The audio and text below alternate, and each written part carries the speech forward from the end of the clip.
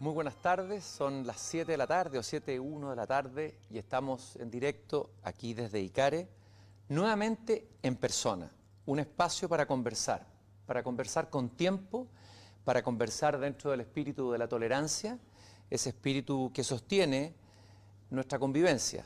Sin tolerancia, sin conversaciones, no puede existir una convivencia sana. Y por eso que este espacio cumple o pretende cumplir o aportar, aunque sea un grano, a ser más tolerante nuestra sociedad. Hoy día está conmigo y quiero agradecerle especialmente Carlos Peña, rector de la Universidad de Diego Portales, columnista del diario El Mercurio.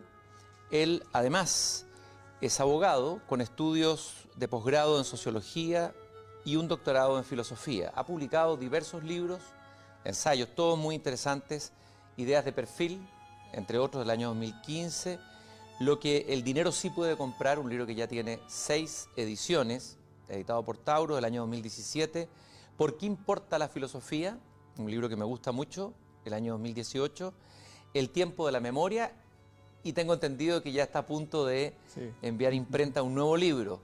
Su capacidad de escritura es impresionante y envidiable. Carlos Peña estudió, si no me equivoco, en el Liceo de Aplicación Ricardo Cumming, estudió en la educación pública. Y parece, averigüé por ahí, que tuvo una abuela muy culta y muy lectora que le traspasó, le transmitió ese amor por la cultura, ese amor por el pensamiento. Más bien mi madre, más que mi abuela en realidad, pero... ¿Fue tu madre la que te Sí, traspasó mi eso? madre, ¿Eh? sí. Ah, ya. Y la madre de mi madre era profesora rural, fíjate. De la profesora normalista. Sí, claro. Ah, qué bueno. Sí. ¿Y qué recuerdo tienes de tu infancia o tu juventud en la escuela pública, en la educación pública chilena? Bueno, fue un tiempo muy feliz en verdad, ¿eh? Yo estudié en el liceo entre el año 1973, o sea, en primero medio fue el golpe militar. Pero así todo fue una época feliz, fíjate, con mucha lectura, con buenos amigos, sin ninguna duda, con papás que me apoyaron muchísimo, papás muy excepcionales, desde luego, y profesores a los que aún recuerdo, claro. ¿Cuáles son los profesores que tú has admirado más? Fíjate que hay uno que está vivo, desde luego, ojalá nos esté viendo, que es Edison Otero, a quien tú seguramente conoces. Pero por supuesto que sí, Claro, claro que Edison conozco Otero eso. era profesor de filosofía en aquella época en el Liceo de Aplicación y tenía un taller, que yo recuerdo aún, de lecturas, donde hacía leer a muchachos, imaginémonos, de 15, 16 años, como yo tenía entonces, obras como La psicología de las masas de Freud, o Para una psicología del prejuicio de Meisterlich, un texto que aún sigue siendo un texto muy valioso. Todo eso leído, piensa tú, a los 15, 16 años. Muchas veces se tiende a creer que hay que entregarle lecturas más simples o más fáciles a los jóvenes, pero parece que es lo contrario, que hay que nivelar hacia arriba, digamos, ofrecerle el contacto con las fuentes. No sé qué te parece, Carlos. Es lo que yo creo, por lo menos mi experiencia y la experiencia de quienes fueron entonces mis compañeros, era esa, que ponerse en contacto con ese tipo de obras.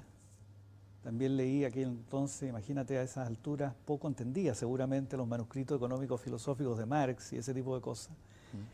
Pero tener la experiencia de encarar un texto que no lograbas comprender del todo, pero que te invitaba, sin embargo, y te desafiaba a entenderlo, como quien escala una montaña, era una experiencia intelectualmente muy notable. Y la experiencia de entender una página, la alegría que produce, todavía soy capaz de recordarla, fíjate. Carlos, y así como recuerdas a Edison Otero, profesor de filosofía, ¿qué otros maestros o profesores, tal vez en la universidad, han sido fundamentales en tu formación o han sido...? Sí, en la universidad recuerdo, en sociología, desde luego, a Pedro Morandé, uno de los profesores más brillantes que yo pude conocer, sin ninguna duda. Un hombre cultísimo, muy severo, desde luego, muy exigente, pero en mi opinión muy brillante, realmente, ¿no? Y luego en filosofía, claro, bueno, Roberto Torretti fue también una experiencia intelectual sorprendente, estremecedora intelectualmente hablando. Bueno, se trata de grandes figuras, ¿no? ¿De ahí viene o tiene algo que ver con tu pasión por Kant o tu conocimiento de la filosofía kantiana? Bueno, es probable que sí, claro. Torretti es tal vez la autoridad en español, ¿verdad?, de Kant, ¿ah? Sí. Carlos, quiero partir esta conversación, aunque ya la empezamos espontáneamente, Siempre me gusta leer un pequeño texto y quiero leer esta vez un poema, un fragmento de un poema de un poeta que yo sé que tú admiras, que conociste muy bien y que has escrito sobre él. Y que me pareció tal vez pertinente leerlo hoy día, en el momento en que estamos hoy, a nivel global, como seres humanos y como individuos. Este poema está incluido en Poemas y Antipoemas, el autor es Nicanor Parra, y es un fragmento del soliloquio del individuo, que tú conoces muy bien. Sí, sí. Parra, o la voz en realidad, no es Parra, el hablante del poema dice: yo soy el individuo. Primero viví en una roca, allí grabé algunas figuras. Luego busqué un lugar más apropiado. Yo soy el individuo. Primero tuve que procurarme alimentos, buscar peces, pájaros, buscar leña. Ya me preocuparía de los demás asuntos. Hacer una fogata, leña, leña. ¿Dónde encontrar un poco de leña? Algo de leña para hacer una fogata. Yo soy el individuo. Al mismo tiempo me pregunté, fui a un abismo lleno de aire, me respondió una voz, yo soy el individuo. Y así continúa, ¿no? Como un mantra, y va contando todas las etapas del desarrollo humano, desde la invención del fuego, las invenciones, la sobrevivencia, las preguntas. Y en la parte final del poema, la voz dice, luego vinieron unas sequías, vinieron unas guerras, tipos de color entraron al valle, pero yo debía seguir adelante, debía producir. Produje ciencia, verdades inmutables, produje tanagras, di a luz libros de miles de páginas, se me hinchó la cara, construí un fonógrafo, la máquina de coser, empezaron a aparecer los primeros automóviles, yo soy el individuo. Alguien segregaba planetas, árboles segregaba, pero yo segregaba herramientas, muebles, útiles de escritorios. Después me dediqué mejor a viajar, a practicar idiomas, yo soy el individuo. Miré por una cerradura, sí, miré, ¿qué digo? Miré.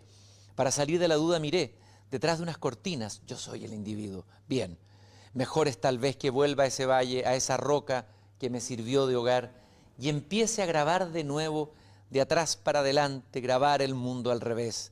Pero no, la vida no tiene sentido. No sé por qué se me cruzó Es brillante ese texto, ¿no? Ese poema es extraordinario. Y se me cruzó hoy, porque tal vez hoy día, a nivel global, todos nos estamos haciendo preguntas radicales. Es una situación bastante radical, una pandemia que ha frenado una parte importante de la actividad de nuestra sociedad, la actividad económica, bueno, ha frenado muchos procesos. Y volvemos a hacernos preguntas. Los individuos que somos, cuál es el sentido de todo esto, qué hemos construido, qué hemos hecho hacia atrás, si hemos avanzado, si es todo un absurdo, si no. Por eso te propongo este poema como partida de nuestra conversación y a ver qué te sugiere a ti.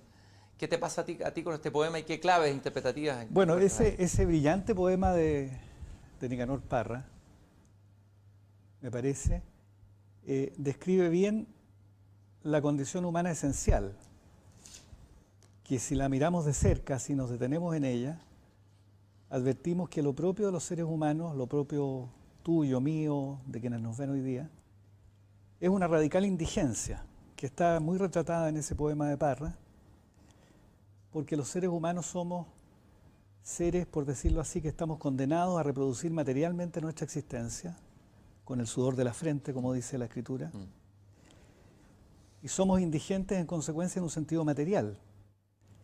Pero además somos indigentes en otro sentido, y es que al revés de los animales no humanos, los seres humanos no tenemos un repertorio instintual que nos oriente en la existencia, sino que nosotros estamos llenos de apetencias, sobrepasados de pulsiones, y tenemos que en consecuencia configurar, por decirlo así, un cierto sentido para nuestra existencia, para nuestra vida, ¿no?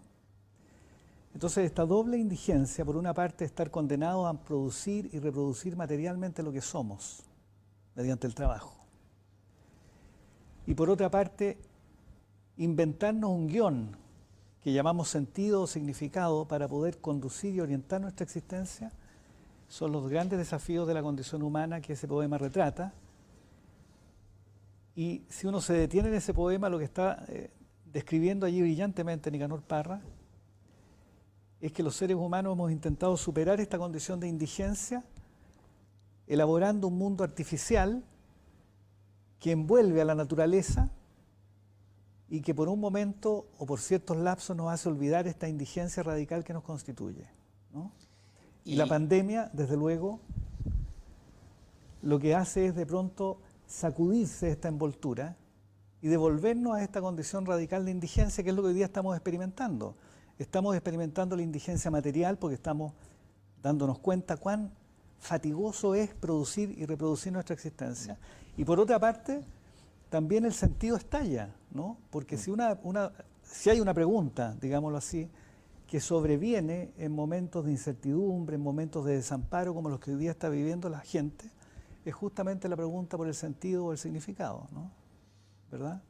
Entonces, y ahí el ser humano se encuentra con esa herida que es. Yo te leí en uno de tus textos, no sé si citando a alguien o era tuyo, en que afirmaba: somos una pregunta, una herida persistente en la cultura. ¿En qué sentido somos una herida y una herida en la cultura?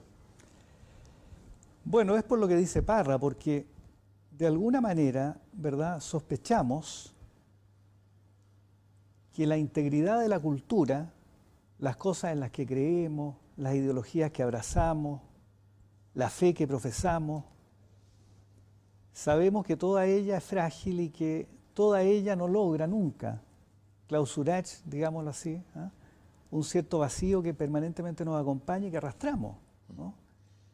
De alguna manera los seres humanos vivimos intentando sumirnos en una vorágine, el trabajo, la ideología, la religión, como decía adelante, que profesamos, que nos quiere hacer olvidar esa condición esencial, ese vacío que es imposible que podamos llenar. ¿Realmente? ¿Serían como placebos todas esas que tú has citado? Serían, como placebos para calmar es una herida? buena fórmula esa. Es decir, los seres humanos vivimos envueltos en la fantasía, ¿no?, de que todo esto tiene un sentido. Y esto no tiene nada de patético, desde luego, porque algún sentido tiene, solo que es un sentido que nosotros logramos inventar, ¿no?, y que nos hace olvidar, por supuesto, que somos seres, como lo sabemos hoy día cotidianamente, cercados por la enfermedad y por la muerte, ¿no? Esa es nuestra condición natural. Lo que pasa es que nos gusta olvidarla. En medio de la algarabía, del fútbol, de la entretención, de las pequeñas rencillas del día a día, bueno, olvidamos lo fundamental. Lo fundamental es que nuestra vida es una vida cercada por el tiempo y que nuestro destino inevitable es la decrepitud por la enfermedad y la muerte. Esa es la verdad. Lo que pasa es que la muerte, claro, por condiciones naturales, es una experiencia a la que ninguno de nosotros va a acceder nunca, porque la muerte siempre es algo que le ocurre a otro, ¿verdad? Claro. Lo paradójico de la muerte es que yo no puedo experimentar mi muerte. Bueno, eso nos alivia de alguna manera, desde luego, pero nos hace olvidarla, nos hace creer que es algo que le ocurre a otro, una noticia. Hoy día vemos en televisión, la muerte es una cosa, un acontecimiento relativamente ajeno, carente de cualquier espesor. ¿no? Heidegger decía por ahí, uno no se muere, bueno, no, alemana, exactamente. No es una muerte, sino nos morimos, yo me muero, y es más radical, dice, el hombre es un ser arrojado a la muerte. O sea, desde que nacemos somos arrojados a la muerte. ¿Qué te parece esa visión tan radical de Heidegger? Y si Heidegger puede darnos alguna luz a propósito de lo que estamos conversando aquí, en este momento. Bueno, Heidegger diría, ¿verdad?, que la existencia auténtica, aquella que se lleva, por decirlo así, en andas a sí misma, ¿no? No olvida ese hecho fundamental, ¿no? El hecho que estamos cercados por la muerte y que la muerte inevitablemente nos espera en algún recodo del camino. Esto es la verdad, ¿no?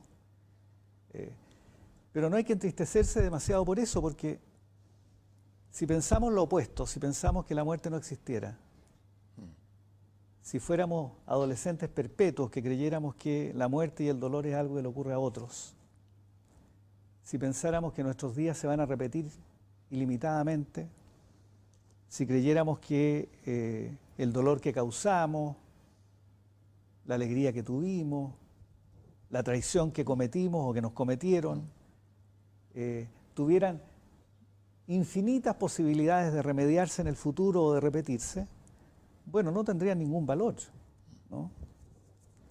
En cambio, los días que vivimos tienen valor para cada uno de nosotros porque sabemos que son únicos, ¿no? Sabemos que el error que cometí ayer es irreparable, ¿no?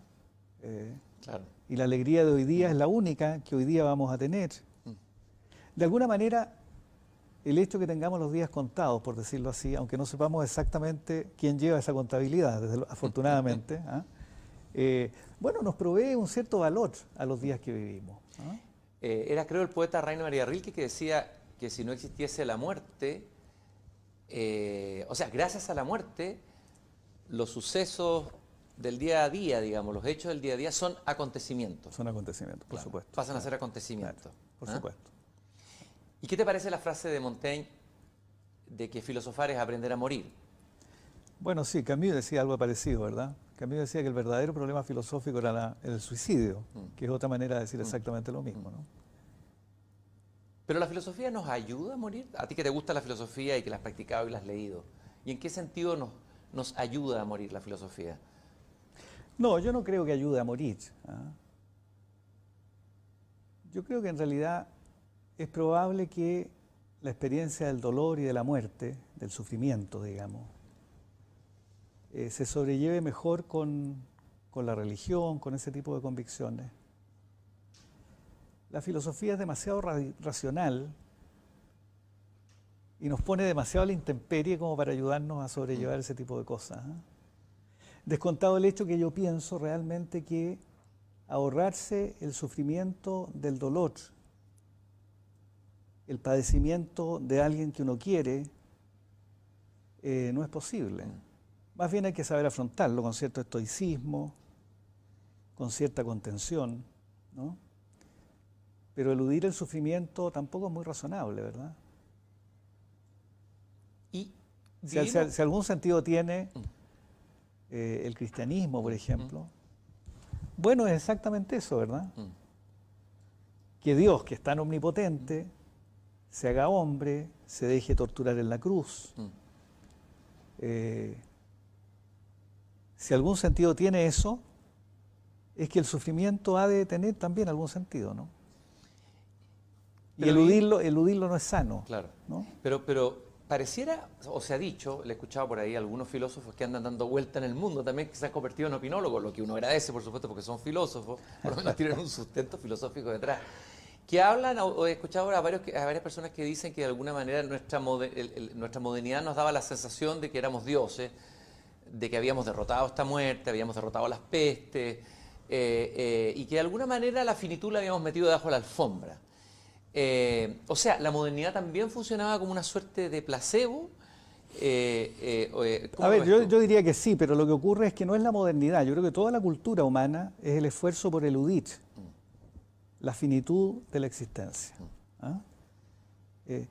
La cultura es el gigantesco esfuerzo que hace cualquier comunidad humana por eludir, digámoslo así, la decrepitud, la conciencia de la finitud y resolver el problema de los límites de la existencia, ¿no? Toda la cultura en el fondo nos provee una gigantesca coartada para convencernos de que no somos los seres indigentes y finitos que finalmente somos. Esta es la verdad, ¿no?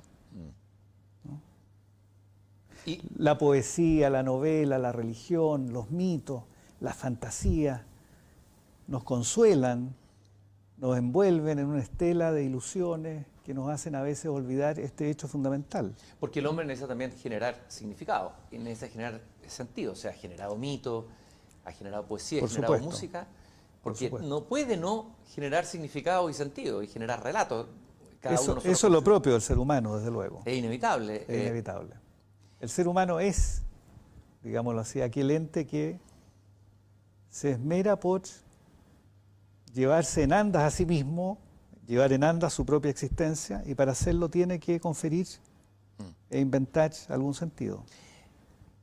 De alguna manera la literatura, la poesía, el arte pueden no responder, pero sí pueden abordar esa herida abierta que somos, ¿no es cierto? Pero parece que la política no es conveniente que lo haga. A veces hay una expectativa, y ha habido a través de la historia la expectativa que la política podría resolver o curar esa herida abierta, o taparla, no sé, o sanarla. ¿Cuál es la relación ahí de la política con la herida humana, digamos, con la indigencia humana? No, la política yo creo que es una actividad muy noble, imprescindible, desde luego, muy virtuosa, la mayor parte de las veces, no siempre, claro, pero muy menor al lado de esos otros quehaceres, digamos, ¿no? La política es finalmente, la política resuelve un problema, digámoslo así, no menor, pero que está por debajo de los problemas que antes identificábamos y que es el problema de la convivencia simplemente, ¿no? La política responde a la pregunta: ¿de qué manera podemos vivir juntos a pesar que cada uno de nosotros somos un proyecto vital tan distinto e inconmensurable uno respecto del otro? Esta es la pregunta que resuelve la política, ¿no? Si todos fuéramos iguales, si cada uno de nosotros desenvolviera el mismo guión vital, estuviéramos llamados a ejecutar una misma figura, una misma peripecia vital, bueno, la política seguramente no existiría. La política tiene como condición de posibilidad la pluralidad humana. Y la pregunta que la política intenta responder es: ¿cómo podemos vivir juntos, tener lealtades recíprocas, a pesar que somos cada uno de nosotros un proyecto vital radicalmente distinto e inconmensurable respecto de los demás? Esta es la labor de la política. Pero a veces se espera de la política más. En la historia, bueno, por eso están las utopías que han movilizado millones, proyectos ideológicos a veces desmesurados, sueños. Pero cada vez que la política, Cristian, creo yo, intenta resolver este problema de la convivencia, por decirlo así, de una manera desmesurada, con promesas utópicas, deslizándose hacia alguna visión trascendental, acaba, me parece a mí, arrastrando a las sociedades humanas a la violencia y a la intolerancia, ¿no? Finalmente, si la política nos permitiera alcanzar el paraíso, digámoslo así, bueno, ningún precio sería demasiado alto para lograrlo, ¿no? El paraíso en la tierra, además. Claro, y esto lo han creído muchísimas veces las sociedades humanas, muchísimas veces. Y esa convicción, la convicción que el paraíso está a la vuelta de la esquina y que en realidad es por estupidez, por ceguera, por egoísmo, por codicia, que los hombres no somos capaces de alcanzarlo, esa convicción, bueno, ha causado más muertes y sufrimientos que la peste, ¿no? Hoy día estamos asustados con el coronavirus, pero la verdad es que el coronavirus es una cuestión menor al lado de estas fiebres ideológicas que de pronto han arrastrado a los seres humanos a los peores excesos, ¿no? Ahí es cuando la política pasa a ser como un sustituto de la religión, ¿no? Claro, exactamente. Pero cuando eso ocurre se pervierte, ¿verdad? La política no es un sustituto de la religión. La política es un quehacer, digámoslo así, menor cuando uno lo compara, ¿verdad?, con las promesas de la religión, pero mucho más virtuoso, ¿no? La política tiene que ver con cómo compatibilizar a la hora de resolver el tema de la convivencia los ideales que abrigamos de un mundo mejor con la tosca realidad que tenemos delante nuestro, ¿verdad? Con la rugosa realidad, como diría Rimbaud. Claro, exactamente. Sí. Si en cambio uno solo abraza los ideales y olvida la realidad, ¿verdad?, incurre en un desvarío que arrastra a las personas a los peores excesos. Y si uno solamente aprehende la realidad y la abraza, creyendo que ahí termina todo, por supuesto incurre en un pragmatismo ramplón, envilece la vida social.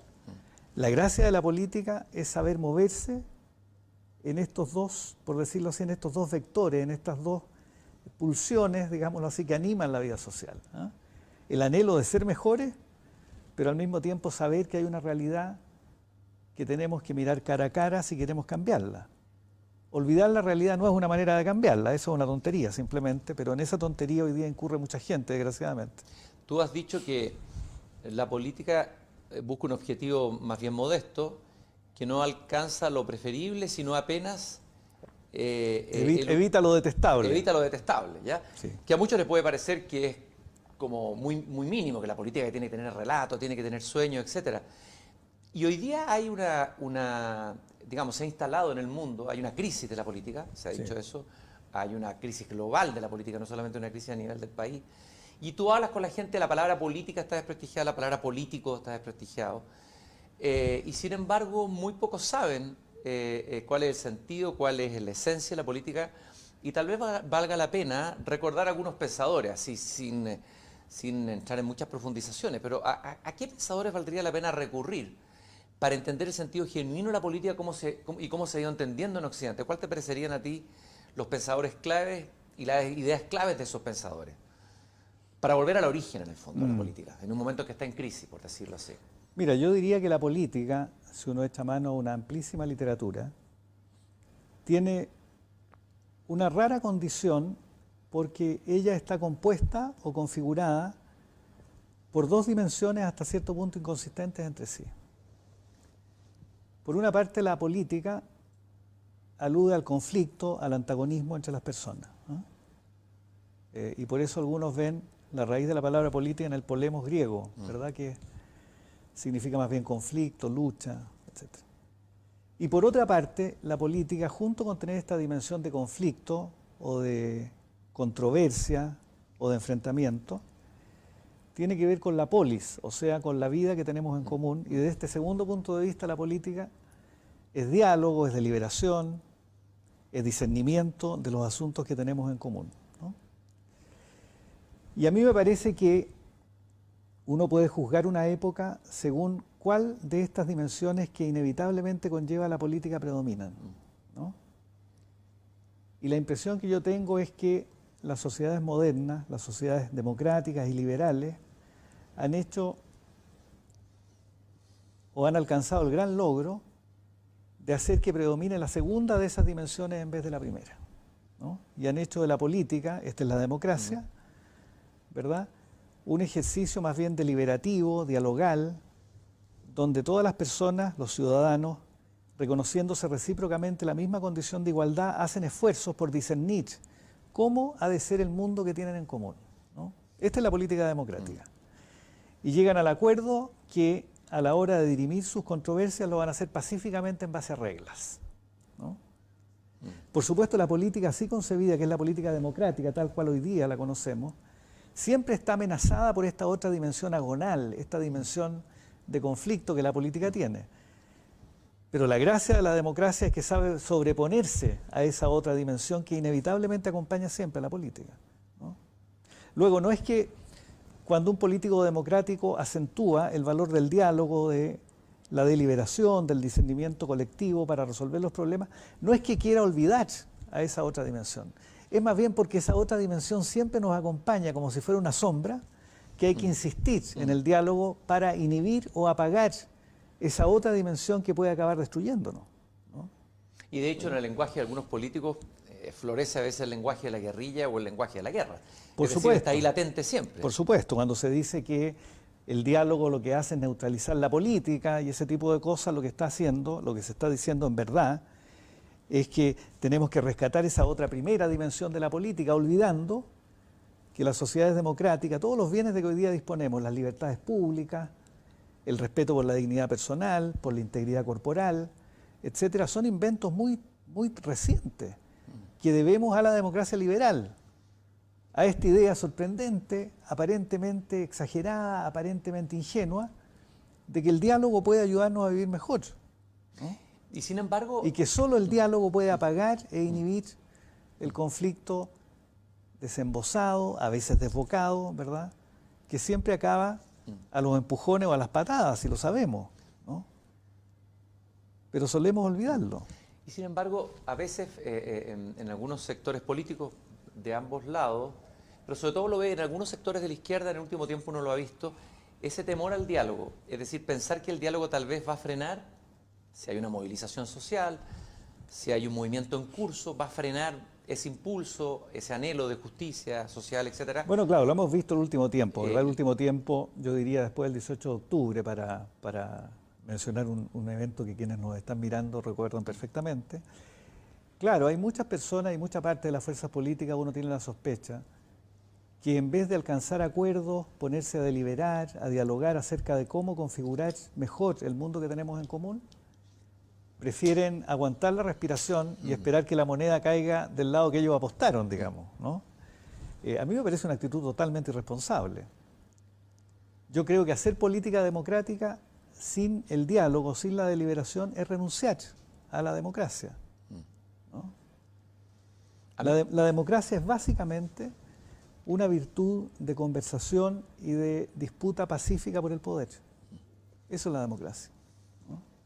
Y a ella le debemos bienes que cuando disfrutamos de ellos cotidianamente parecen banales, parecen naturales, cosas menores, libertades meramente formales. Pero bueno, estas libertades meramente formales son las que hacen posible una vida razonable entre los seres humanos, ¿no?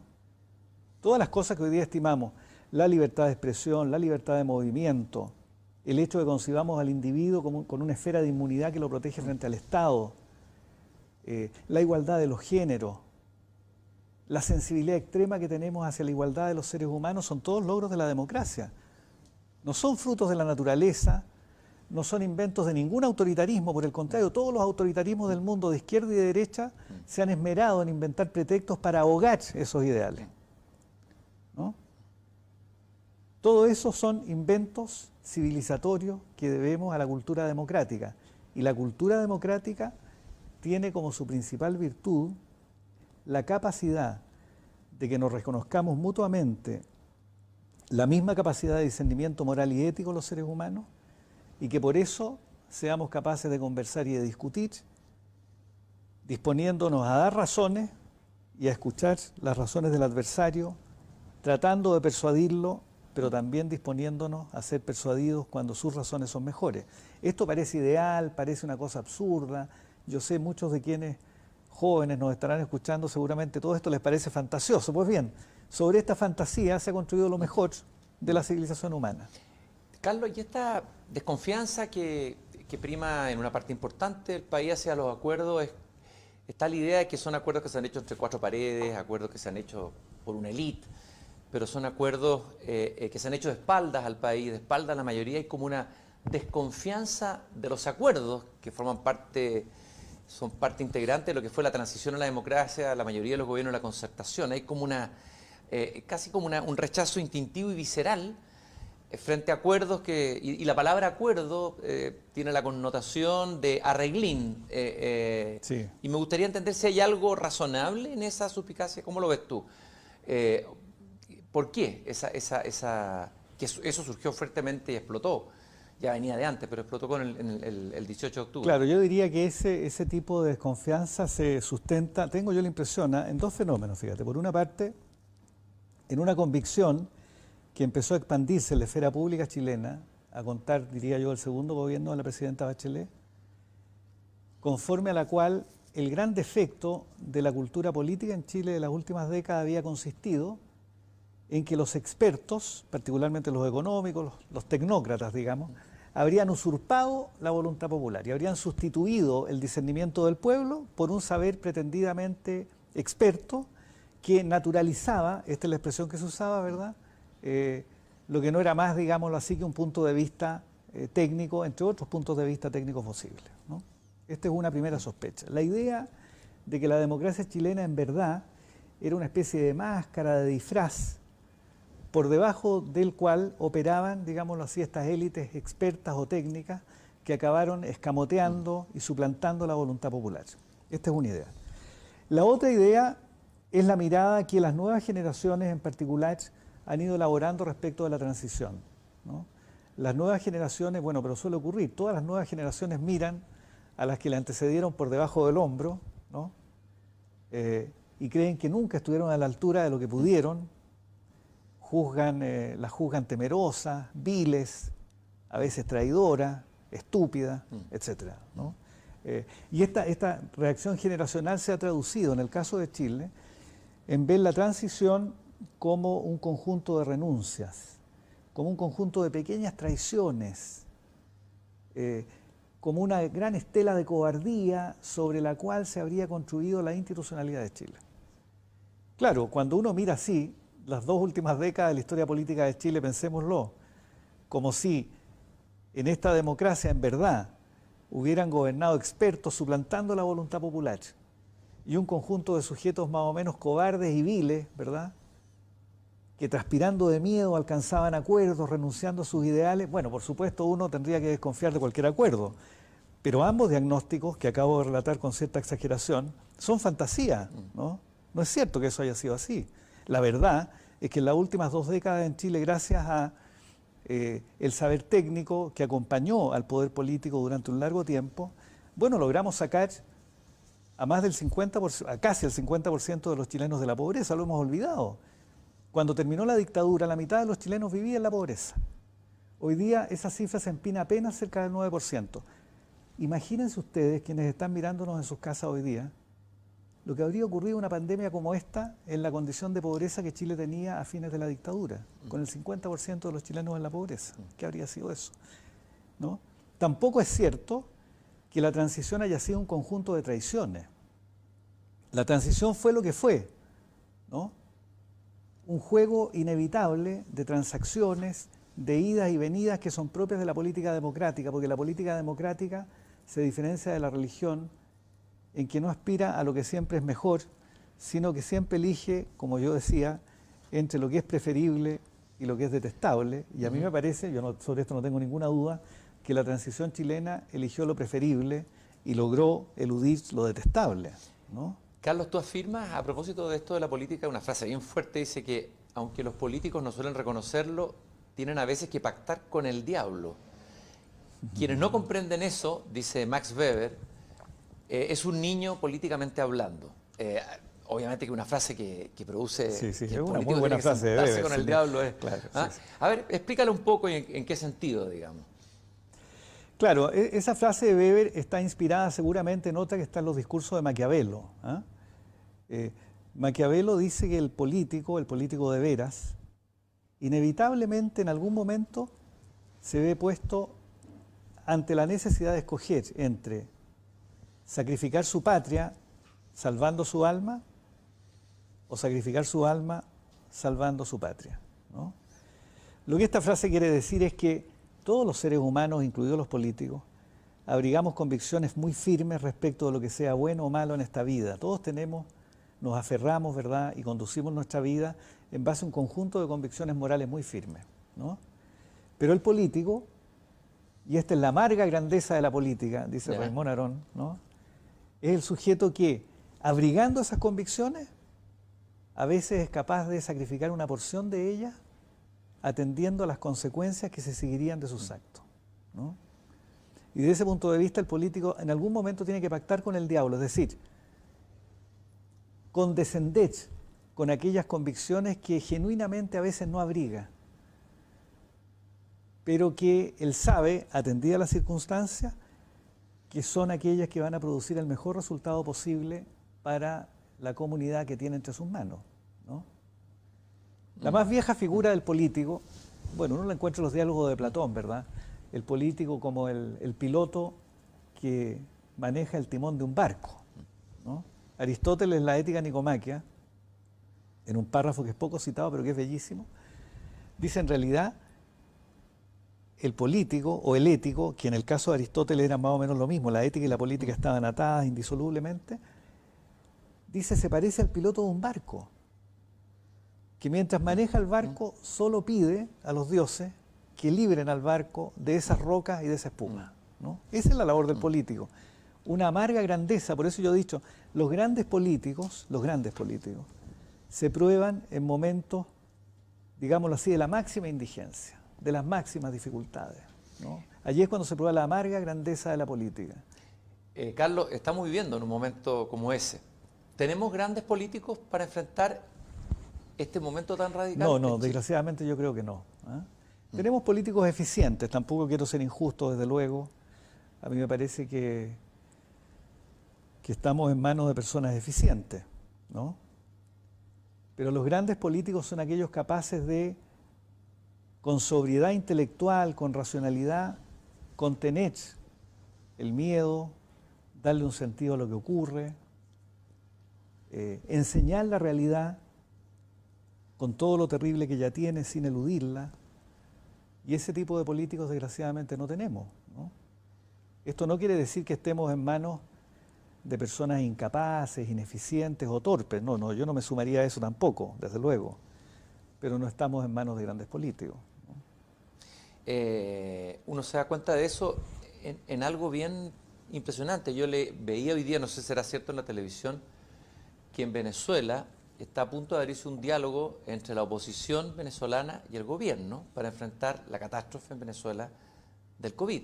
Y pensaba, aquí en Chile todavía la oposición y el gobierno no han sido capaces de sentarse a generar un acuerdo ante lo que estamos viendo. Eso nos revela las carencias de nuestra política, tanto, yo diría, tanto en el gobierno como en la oposición? Si en Venezuela son capaces de... Claro, lo que pasa es que yo creo que en el caso de Chile, fíjate, estamos inevitablemente todavía presos de una cierta estela que viene del 18 de octubre. ¿No? El 18 de octubre cundió en todas las fuerzas políticas, de derecha y de izquierda, de derecha acompañada del miedo y en la izquierda acompañada del entusiasmo, cundió la idea que de alguna manera estábamos al borde de un cambio radical y que al margen del procedimiento democrático el mero curso de los acontecimientos estaba conduciendo a un cambio o en las estructuras o a un cambio incluso en la jefatura del Estado, ¿no? Esto cundió efectivamente en la opinión pública chilena y a mí me parece que buena parte de la renuencia que algunas fuerzas políticas hoy día muestran por alcanzar un acuerdo, que cualquier racionalidad indicaría que hay que alcanzar, deriva del hecho que algunas fuerzas políticas siguen apostando o siguen creyendo que la moneda todavía está en el aire y que aún podría caer del lado que ellos apostaron, ¿no? Y cruzan los dedos para que eso ocurra. Eso creo yo es un gran obstáculo para alcanzar un acuerdo, ¿no? Por otra parte, hay otro grupo político que seguramente está también en la izquierda que piensa que un acuerdo en este momento va a desmovilizar a la ciudadanía, ¿no? La va a desalentar, de manera que los momentos epopélicos, digamos, que se creyó se vivirían luego del 18 de octubre, se van a alejar para siempre, ¿no? Es probable que todos esos temores incidan en la falta de voluntad para alcanzar un acuerdo, pero hay que alcanzar un acuerdo, es inevitable alcanzarlo. Un acuerdo desde luego acotado, no un acuerdo de largo plazo, no se trata de dibujar la fisonomía política de Chile para las próximas décadas, se trata de resolver una cuestión tan acuciante como la que sigue. Cuando acabe la pandemia, o cuando aminore, porque va a aminorar, sobre eso no cabe ninguna duda, bueno, nos vamos a encontrar con el espectáculo de la pobreza. Miles y miles de familias que en su memoria familiar albergan un pasado proletario, van a vivir el drama y el miedo de volver a ese pasado. Y eso requiere que nos pongamos de acuerdo para evitar ese drama. Ya llegará la hora en que sigamos discutiendo cuál es la fisonomía futura, ¿verdad?, que Chile habrá de revestir, qué cambios estructurales habrá que hacer. Por lo pronto, hay que salir de este lado, del lado más brutal, más evidente de la indigencia, que es el hambre, que muchas personas van a padecer, y sobre todo, diría yo, Cristian, la dramática experiencia vital de millones y millones de chilenos y chilenas que apenas anteayer eran proletarios y que hoy día son grupos medios con acceso al consumo y que de pronto ven con pavor que ese bienestar que han alcanzado para ellos y sus hijos se puede evaporar. Si no somos capaces de salvar eso, a mí me parece realmente que cometeríamos un severo error, ¿no? Esto que está ocurriendo, llevamos ¿cuánto? 3, 4 meses de pandemia y ya el sistema económico parece que se va a hundir. Y muchos dicen que el capitalismo moderno reveló sus fragilidades. No lo dicen solamente personas radicalizadas, sino que pensadores inteligentes, con formación. Hay una entrevista incluso hoy día a una socióloga en el Mercurio de la Universidad de Columbia, digamos, Sí. que habla de este capitalismo que reveló su fragilidad completa, digamos, y que ya no es la solución para los problemas que vienen ahora en el futuro. ¿Cuál es tu visión de eso? No, yo creo que no. Yo pienso la verdad que todas estas visiones que se han oído todo este tiempo, que van desde visiones semi-religiosas, según las cuales lo que estamos padeciendo nos está enseñando que debemos volver o retornar a un camino que en algún punto habíamos abandonado. El camino del egoísmo, del consumismo, de la falta de solidaridad, etcétera. Yo creo que esa es una ensoñación, realmente. Hay otros que piensan que en realidad lo que está ocurriendo es que el capitalismo se ha desplomado. No lo creo, ¿no? No es que yo anhele que no se desplome. No creo que se vaya a desplomar, que es distinto, ¿verdad? Una cosa son los anhelos que uno pueda tener, otra cosa lo que uno prevé va a ocurrir. Yo creo que el capitalismo va a seguir tan vigoroso como siempre.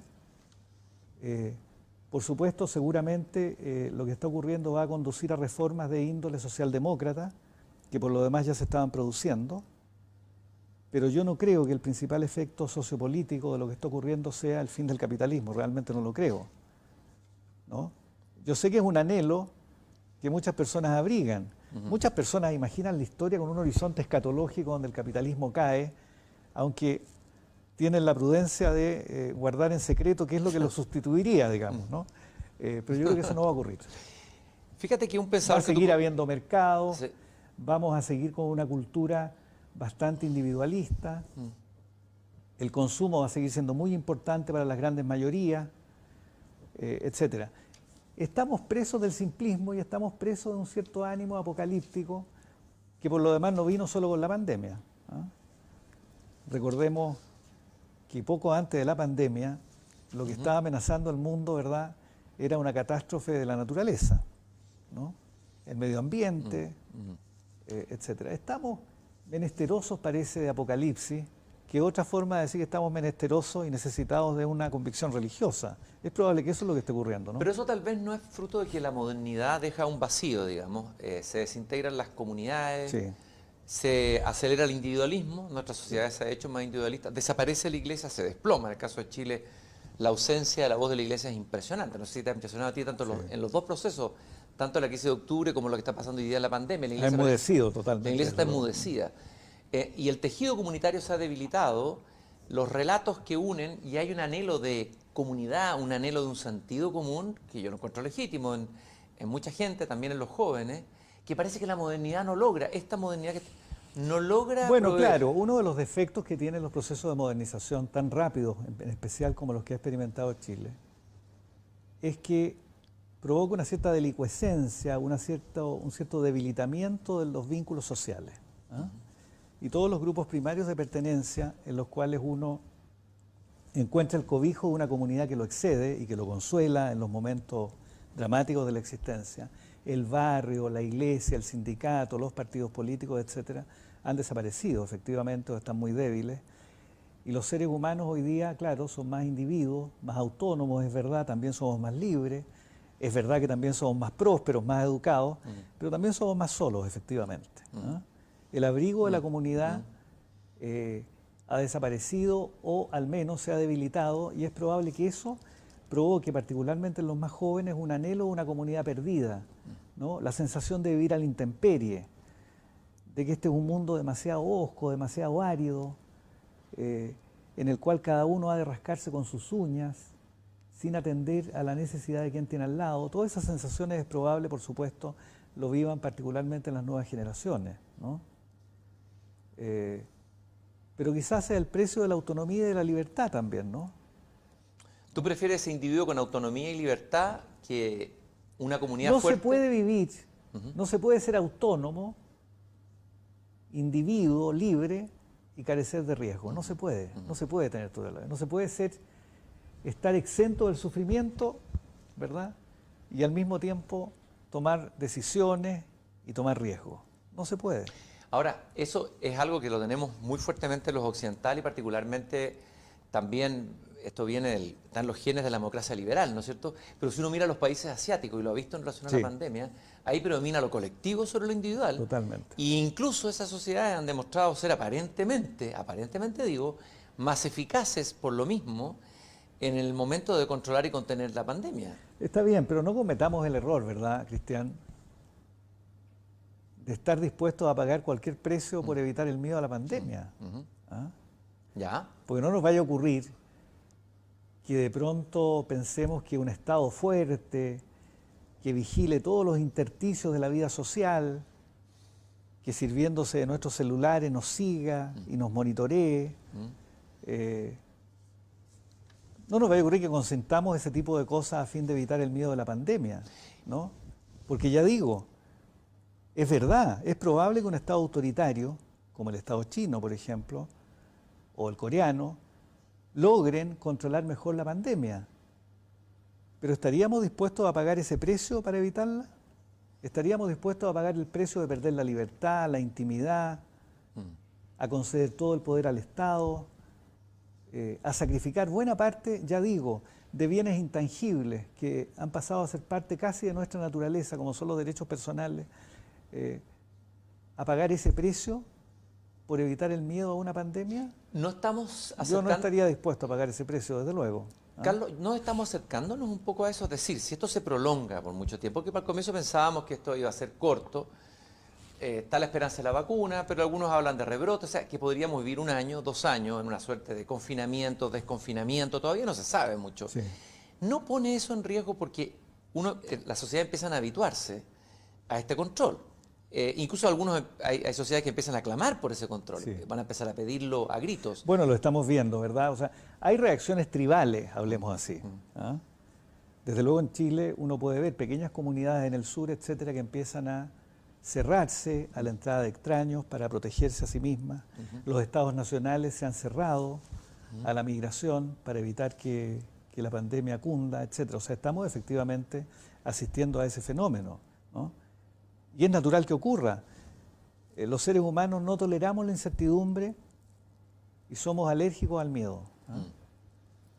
Y nos aferramos al poder en la convicción de que el poder podría espantar la fuente del miedo. Bueno, ¿no? esa concepción de encontrar la fuente del miedo está en varios pensadores liberales, o sea, Sí. eso está en Locke, eso Sí, está... sí. Bueno, en Hobbes, que es en Hobbes. protoliberal. En cambio, de Hegel tenía otra idea, ¿no es Sí, cierto? sí, sí, Ahí claro, interesante claro. tal vez brevemente que te refieras a eso, porque no se habla habitualmente de filosofía en los programas de televisión, Carlos, así que es una oportunidad de repente de poner alguna, Sí, sí. alguna notita filosófica.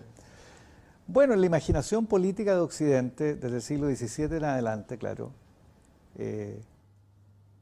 hubo autores, bueno, Hobbes entre ellos desde luego, que vio como la gran pulsión de la política, es decir, el combustible íntimo que la alimentaba y que permitía explicar el surgimiento del Estado, el miedo al otro, o sea, el miedo a la muerte violenta y el miedo al hambre, ¿no? Y en esa imaginación de estos escritores, el Estado moderno, que es un invento relativamente reciente, ¿verdad? La palabra Estado aparece en el lenguaje político, pensémoslo con Maquiavelo. Antes no se habla de Estado. El Estado moderno, digo, es una gigantesca concentración de fuerza, es el monopolio de los medios de producción de fuerza y de violencia. Entonces la explicación es por qué los seres humanos consienten que una agencia que llamamos Estado monopolice la fuerza. Y la respuesta que dan todos estos autores es, bueno, porque es la única manera de evitar, por decirlo así, la guerra de todos contra todos, es decir, el miedo al otro, y es la manera de evitar también el miedo al hambre, ¿no? Y entonces estas son las pulsiones básicas de la política que explican la aparición del Estado moderno, ¿no? El caso de Hegel es distinto porque Hegel ve más bien una pulsión distinta a la base de la política, ¿eh? Hegel más bien piensa que la pulsión que mueve a la política es el anhelo de reconocimiento. Es decir, que el valor que yo me atribuyo a mí mismo sea reconocido por el otro. Que aquello que es verdad para mi conciencia sea verdad también para la tuya, en una especie de reconocimiento mutuo que sería el Estado moderno y el Estado liberal, desde luego, ¿no? Se trata de dos formas de ver la política muy distintas, ¿no? Es probable que ambas tengan algo de razón. Hoy día vemos, ¿verdad?, en el multiculturalismo un anhelo profundo de reconocimiento. En la proliferación de identidades parciales o locales estamos viendo una pulsión de esa índole también, ¿no? Es probable que la política sea el fruto de todo eso, ¿no? Pero una cosa es clara, creo yo, ¿no? La única vida política digna de ser vivida es una vida democrática. Es decir, una vida donde nos reconozcamos recíprocamente nuestra condición de iguales, nos dispongamos a competir pacíficamente por el poder, reconozcamos que cada ser humano debe ser inmune a la injerencia no consentida de otro ser humano y que sobre esa base construyamos un mundo en común, sin dejarse llevar por el miedo y sin ceder a la tentación de pagar cualquier precio porque el miedo se espante. Yo creo que ese es un error muy grave realmente. Hay una frase de un filósofo que tú conoces muy bien, que ha escrito sobre él, un gran maestro, que es Jorge Millas, que dice algo así, si no recuerdo mal, que la existencia humana es puro riesgo y que la democracia es la mejor forma política de organización, que se adecúa a eso porque es puro riesgo también. ¿Qué te parece esa afirmación de yo creo Millas? que eso es exactamente así, ¿no? Jorge Millas dice en uno de sus ensayos que la democracia descansa en un magnífico factor de incertidumbre que llamamos libertad, ¿no? Qué linda esa frase, ¿eh? ¿Verdad? Sí, buena, buena, buena. Pero solemos olvidarla, algo pasa, estamos, por decirlo, poseídos por el anhelo de evitar la incertidumbre. Pero la incertidumbre es el revés de la libertad, ¿no? O sea, necesitamos control, necesitamos seguridad, necesitamos que alguien nos diga lo que hay que hacer, a lo mejor, ¿no? Exactamente. Pero bueno, pero eso es de alguna manera, ¿verdad? O conlleva el riesgo más bien de abdicar de lo más íntimo que nos constituye. Si cada uno de quienes nos está viendo en su casa hoy día, o nosotros mismos, Cristian, miramos dentro nuestro y nos preguntamos, bueno, pero ¿qué es lo valioso que yo tengo? Bueno, lo valioso que yo tengo es que la vida que yo vivo es una vida que yo imaginé. Es verdad que somos el fruto de factores que a veces no controlamos, es cierto. Es verdad que a veces la suerte y la desgracia se nos interponen en el camino, todo eso es cierto. Pero en lo fundamental, la vida que yo he tenido cuando miro hacia atrás y la vida que imagino cuando miro los días que tengo por delante, yo creo genuinamente, y lo crees tú y lo creen quienes nos miran, es una vida que yo decidí, ¿no? ¿Quién estaría dispuesto a abdicar de eso? A concebirse a sí mismo como una marioneta movida por hilos invisibles, encaminada a un destino que no eligió y que nadie le consultó. ¿Quién podría pensarse así? No, los seres humanos nos pensamos como individuos. Lo bueno, lo malo que nos pasa, el sufrimiento que padecemos, las alegrías que sentimos. Bueno, de alguna manera muy importante creemos que nosotros somos los agentes de ese sufrimiento y de esa alegría, y eso es lo que nos hace dignos. Eso es lo que hace la vida digna de ser vivida, ¿no? Carlos. Si alguien de pronto nos dijera, mira, de aquí en adelante el miedo se espantó. No hay más miedo ni más incertidumbre. Y nos diera una cartografía de cómo vivir nuestra vida de aquí hasta que la muerte nos alcance.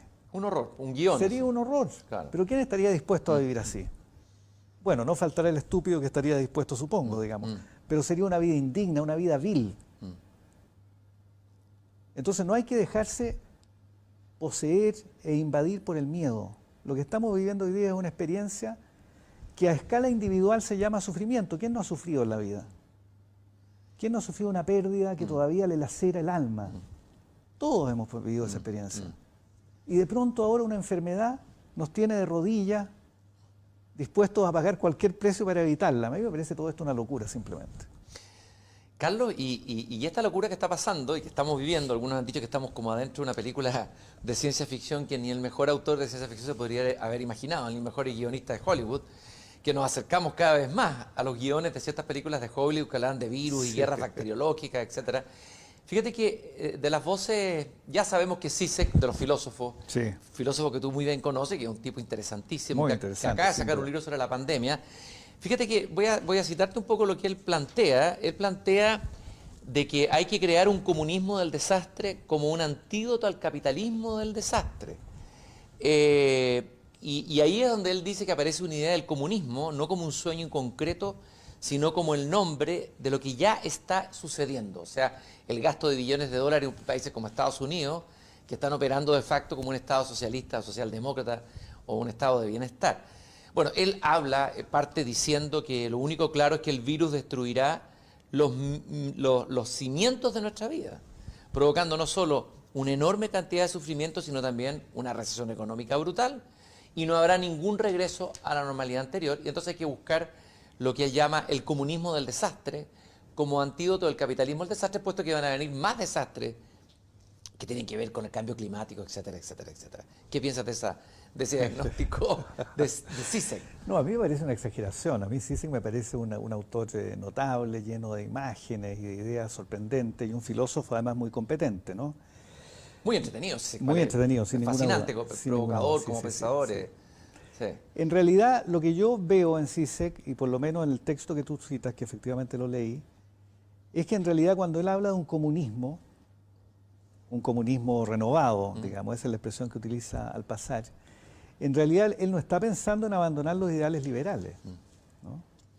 En realidad Zizek lo que piensa más bien es que la pandemia lo que ha puesto de manifiesto es que las libertades de que disponemos y los ideales en que una democracia liberal cree se sustentan en, por decirlo así, condiciones sociales que la pandemia nos muestra por la vía de que nos hace carecer de ella, ¿me entiendes?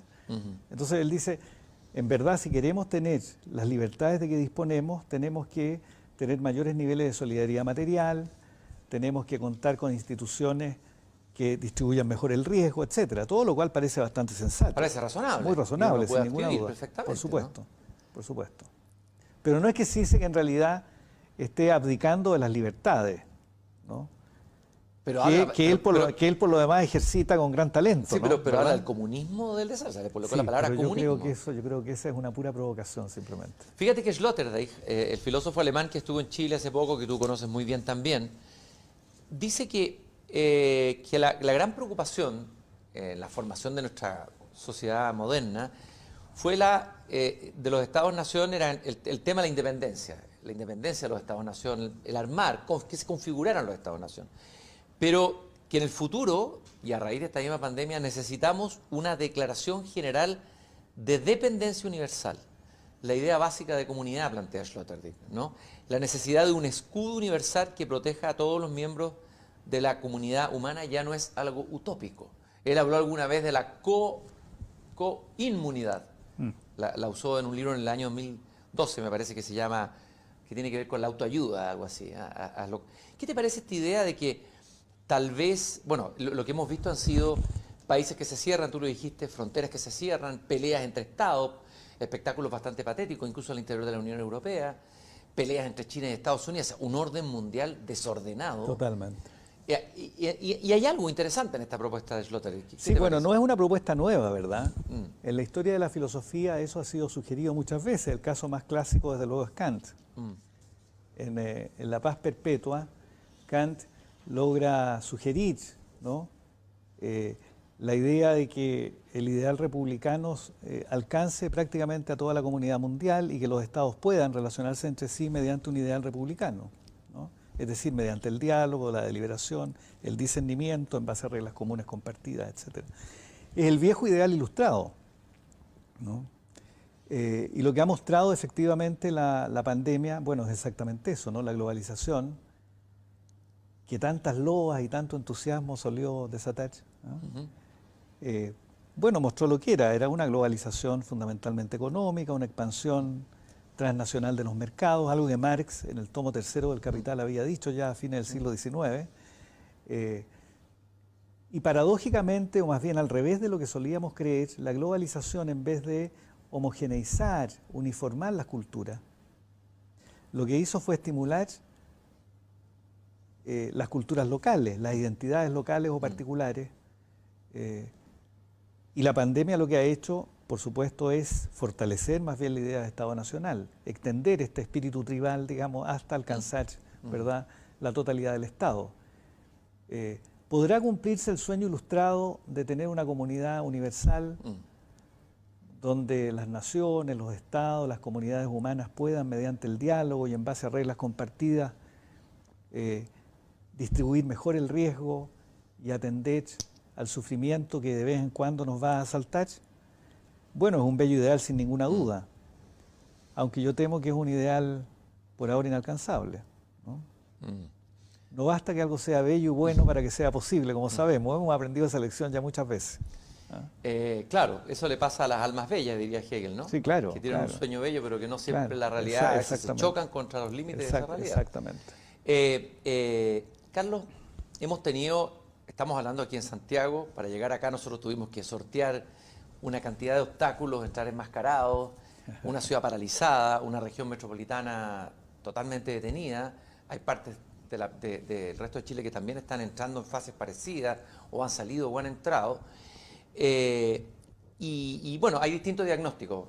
No te voy a pedir un diagnóstico de cómo se ha manejado la crisis sanitaria, pero no cabe duda que en algún momento hubo la sensación de que íbamos a salir bien de esto, pero luego esto se fue complicando, como se les ha complicado también a otros países, hay que ser justo en eso. Pero tú planteas en uno de tus artículos o en una de tus columnas que de alguna manera algo que se había manifestado el 18 de octubre podría ser un elemento que explicaría también la propagación tan fuerte de la pandemia, y tú hablas de la anomia. y me gustaría que me dijeras qué papel ha jugado la anomia en esta crisis de la pandemia. ¿Y qué es la anomia primero? Claro, bueno, la anomia, como su nombre lo indica, ¿verdad? Es la carencia de normas o la carencia de orientación normativa, dicho en términos muy, muy sencillos, ¿verdad? Los seres humanos, o las sociedades humanas más bien, se constituyen, esta es la explicación preliminar para el concepto, se constituyen cuando todos sus miembros, por decirlo así, comparten o llegan a compartir una misma orientación normativa, es decir, consideran que ciertas cosas son legítimas y estimables de ser realizadas, y esto lo comparten en una suerte de consenso que los clásicos llamaban consenso moral, digamos. Pero en ocasiones, cuando las sociedades se modernizan, y particularmente cuando se transforman muy rápidamente, ¿no?, se produce un desajuste entre la estructura que cambia muy rápidamente y las orientaciones normativas que conducían o que existían al amparo de esa estructura. Cuando esto ocurre se produce una anomia, es decir, las nuevas exigencias de interacción ya no cuentan con orientaciones normativas que permitan ordenar, digámoslo así, la vida social, ¿no? A eso lo podemos llamar anomia o falta de clasificación, dicen algunos de sus textos Durkheim, quien fue quien acuñó, desde luego, el concepto. La anomia lo que produce es que los sujetos quedan carentes o huérfanos de orientación normativa. Y como nadie puede vivir en medio de la desorientación normativa radical, el sujeto tiende a aferrarse entonces a su propia subjetividad como única fuente de orientación. Y entonces su subjetividad pasa a ser la fuente única y final de la certeza para orientarse en la vida. Que sea bueno, que sea malo, que sea justo, que sea injusto, es algo que me dicta mi subjetividad, mi certeza subjetiva. La subjetividad como la fuente final de la certeza. Entonces la anomia, que acabo recién de describir, no produce, como algunos creen, relativismo, porque el relativismo es la convicción más bien, ¿verdad?, de que todos los puntos de vista son equivalentes e igualmente válidos. No, no. La anomia lo que produce es la intolerancia más radical. ¿No? Y eso de alguna manera se ha visto... Y esto es lo que vemos hoy día, perdón, en las nuevas generaciones, ¿no? No digo todas, por supuesto. Pero las nuevas generaciones, los más jóvenes, son personas a veces persuadidas de que lo que sienten es la prueba de la verdad final de aquello que proclaman, ¿no? ¿Verdad? Y si alguien se atreve a poner en duda, a echar una mínima gota de duda sobre esa convicción, estas personas lo ven como una especie de ataque a su integridad, una especie de agresión violenta que debe ser rechazada, ¿no? Y esto es porque, repito, la anomia, esta falta de orientación normativa compartida, en vez de producir relativismo, lo que produce es fanatismo. El sujeto huérfano, como digo, de orientación normativa valiosa que lo conduzca, se aferra nada más que a sí mismo. Y una, ¿no?, parte de esta anomia, perdón, Carlos... He repetido casi la descripción que hace Arnold Gehlen, sí, un famoso filósofo, ¿no?, uno de los creadores de la antropología filosófica, cuando explicaba el sentido de las instituciones. Gehlen decía, discúlpeme que me detenga en esto, Gehlen decía, lo propio de los seres humanos, del animal humano, es que padece un exceso pulsional, ¿no? O sea, está demandado por múltiples pulsiones, ¿no? Pero para vivir necesita ordenar esas pulsiones, orientarlas normativamente. Y para eso sirven las reglas y las instituciones. Cuando las reglas y las instituciones desaparecen, decía Gehlen, el sujeto se queda nada más que consigo mismo y el resultado es, desde luego, el fanatismo como una de sus versiones. O la novela El Señor de las Moscas de William Golding. Exactamente. Los niños abandonados a sí mismos y sabemos lo que pasó con ellos en esa isla. Exactamente. Carlos, y esta anomia, que lo que yo entendí, esto es lo que leí en el artículo. Subrayo esto de Gehlen porque alguna vez cuando recién ocurrió lo del 18 de octubre, yo hablé del problema pulsional de la sociedad chilena y desde luego la mayor parte de la gente, particularmente quienes escriben en Twitter, que no han leído a Gehlen, ¿no?, consideraron esto una ofensa. Era una cita de un autor muy prestigioso, ¿verdad?, que explica qué se produce cuando las instituciones caen. ¿Tú no tienes Twitter, Carlos? No. ¿No estás en las redes sociales? No estoy en las redes sociales. ¿Qué piensas de las redes sociales? Mira, las redes sociales son, desde luego, sería absurdo negar, ¿verdad?, que se trata de, por decirlo así, un artificio, un instrumento que presta muchos servicios y tiene muchas virtudes. Permite intercambiar información, establecer contacto entre personas muy distintas, etcétera. Pero al mismo tiempo produce, por decirlo así, inevitablemente una degradación del diálogo y del espacio público, ¿no? Porque las personas, en la inmediatez de la comunicación de Twitter, se apresuran a emitir opiniones irreflexivas, hepáticas, meramente estomacales frente a cualquier cosa que no les gusta. Y esto se divulga y se repite hasta el infinito en las redes, ensuciando, esta es la verdad, la esfera pública. No digo que todo sea así, desde luego que no, pero eso son las redes, ¿no? Por una parte. Por otra parte, y seguramente que nos están viendo en su casa encontrarán ejemplos abundantes de lo que voy a decir. Estamos llenos de personas, incluso adultas, que viven hipnotizadas con su celular, como esperando una noticia importante que nunca llega. No va a llegar ninguna noticia. Evidentemente que no va a llegar ninguna noticia, ¿no? Esto es lo que los lingüistas, bueno, tú lo sabes bien, Jacobson llamaba la función fática del lenguaje. Función fática del lenguaje. Claro, es decir, el puro, digamos, el puro instinto de estar comunicado sin importar lo que se transmita, digamos, ¿no? Entonces, este fenómeno que estamos viendo en las redes tiene ese problema. Envilecer el espacio público, esta es la verdad. Siempre en las sociedades humanas ha habido chismografía, rumores, maledicencia, insultos, pero antes que existieran las redes todo esto era un poco más pudoroso. La gente decía estas cosas en la conversación de cafetín, digamos, en la esquina, escribía un grafiti en el baño, más o menos oculto, pero hoy día las redes son una plataforma donde las personas disfrazadas con el anonimato dicen cualquier cosa. Bueno, Humberto Eco, en una columna que publicó un poco antes de fallecer, decía que antes el tonto del pueblo decía una tontería, pero eso quedaba en el ámbito del bar o del café donde lo había dicho. Pero hoy día el tonto del pueblo dice una tontería y la tontería se amplifica, se viralizó, digamos. Totalmente. Y la tomaron otros e incluso la convirtieron en Claro, entonces verdad. Las redes, cuyas virtudes yo por favor no quiero desconocer, se han prestado, han proporcionado una verdadera plataforma para muchas cosas que son simplemente estúpidas y tontas. Sobre lo que tú decías, esa dependencia pulsiva, pulsional que tenemos casi todos con el celular hoy día, hay un artículo muy bueno que tú conoces, por supuesto, de Heidegger, que se llama Serenidad, Gelassenheit, que algunos traducen como deshacimiento, otros como serenidad. Pero él dice algo que me pareció interesante. Heidegger no alcanzó a conocer los celulares, estaba hablando del mundo técnico, de las herramientas técnicas que estaban ahí, la radio, la televisión, etcétera, ¿no? Y él decía que lo más importante era que no se podía volver atrás en el desarrollo técnico ni tecnológico, ya vivíamos en una era técnica, pero sí lo importante era ver cuánto espacio le dejábamos en nuestras vidas, hasta dónde dejábamos entrar y tener la capacidad de decir un sí o un no. Exacto. Una libertad, pero un deshacimiento. fíjate que en un texto del año 35 dice algo que está cerca de lo que está ocurriendo.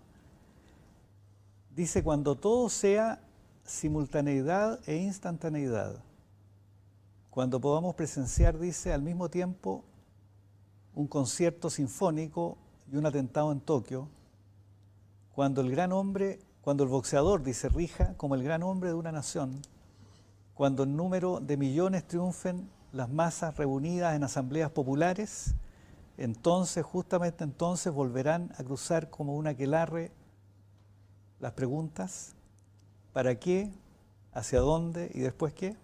Qué buena. Año 1935. Casi profético Heidegger en eso. Claro. Hay que reconocerlo. O sea, se le podrán decir muchas cosas a Heidegger, pero claro. Qué profético. En el fondo dice, bueno, cuando la técnica se desenvuelva hasta la última de sus posibilidades. Y de alguna manera esas preguntas, ¿para qué? ¿Qué somos? ¿De dónde venimos? ¿A dónde vamos? ¿Te parece que son importantes que estén en el debate y en la conversación, que vuelvan a estar? Bueno, ahí el papel de la filosofía, ¿no? Bueno, claro, son preguntas ineludibles. Y los seres humanos o nos hacemos cargo de esas preguntas, por lo menos para tenerlas presentes, para, por decirlo así, reflexionar acerca de ellas, o terminan siendo preguntas respondidas por la banalidad de los medios de comunicación, por la farándula, por el espectáculo liviano, por el payaseo. Son preguntas ineludibles. La única elección que tenemos es o las reflexionamos en serio, o las dejamos entregadas simplemente, ¿verdad?, a la banalidad que a veces, desgraciadamente, inunda los medios. De hecho, tú, en tus últimas columnas en relación a la pandemia, pero también antes, Has hablado de la infantilización del espacio público chileno. Sí. Me gustaría que has atacado fuertemente los matinales, los alcaldes en los matinales, etcétera, los opinólogos, en todos estos que dan vueltas, los has atacado con bastante fuerza. Cuando tú hablas de la infantilización de del debate público, ¿es algo que viene de ahora, que es propio de las últimas décadas? ¿Es algo que tiene raíces culturales en Chile? ¿Es algo global? Mario Vargas Llosa habla de la sociedad del espectáculo. ¿A qué te estás refiriendo, Carlos? Me refiero a lo siguiente. Yo pienso que la cultura democrática en algún nivel requiere de diálogo, en el sentido en que Humberto Giannini, a quien tú conoces bien, empleaba esa expresión, ¿verdad? Y el diálogo es, digamos así, el esfuerzo que personas adultas hacen mediante su racionalidad para revalidar los compromisos que los hacen ser parte de una misma comunidad. Yo creo que ese quehacer es básico en una democracia, ¿no? Es fundamental en una democracia. Y en consecuencia, los medios de comunicación, las universidades, ¿para qué decir? La prensa, como medio de comunicación, digámoslo así, centrado en la escritura, ante todo, etcétera. Los medios de comunicación, digo, yo creo que tienen un deber democrático en el sentido de favorecer ese diálogo, en el sentido en que Giannini, repito, empleaba esa expresión. Si en cambio los medios de comunicación se confunden y se ofuscan y creen que su labor es entretener, payasear, banalizar la pobreza, hacer historietas del sufrimiento de la gente más humilde, que es lo que ocurre hoy día en los medios de comunicación, a mí me parece que están dañando la democracia. Y se podrán molestar cuando uno dice esto, pero habrá que decirlo una y mil veces, porque no es sensato. No es sensato que los medios de comunicación masivos abandonen el deber fundamental que les corresponde, que consiste en, perdónenme que lo reitere, hacer el escrutinio del poder y no entrar en complicidad con el poder. Esa es una primera cuestión. Este primer deber los medios tienden a abandonarlo. Hoy día estamos llenos de programas de televisión donde las autoridades y los alcaldes pasan a ser colegas, ¿verdad? Poco menos que de los funcionarios del canal respectivo. Ese es un deber que los medios no pueden abandonar. Favorecer un diálogo en el sentido que delante yo mencionaba, no la conversación, que también por supuesto es muy importante en los medios de comunicación para aligerar la vida, encender el fuego, digámoslo así, del diálogo cotidiano al interior de las familias, todo eso es muy valioso.